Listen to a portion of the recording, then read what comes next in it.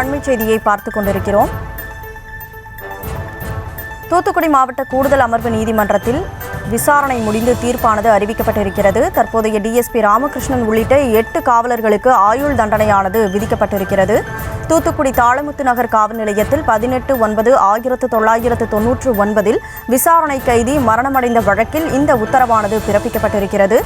கூடுதல் விவரங்களோடு செய்தியாளர் முத்துராமன் இணைப்பில் இருக்கிறார். முத்துராமன், வணக்கம். இது தொடர்பான முழு விவரம் என்ன? வணக்கம்.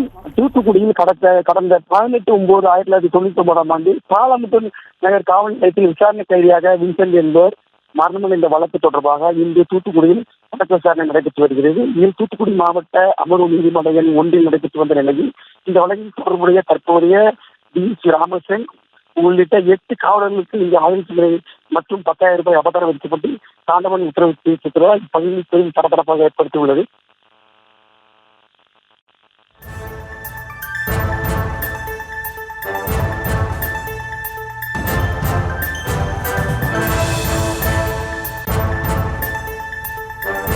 வழக்கு தொடர்பான விவரங்களுக்கு நன்றி முத்துராமன்.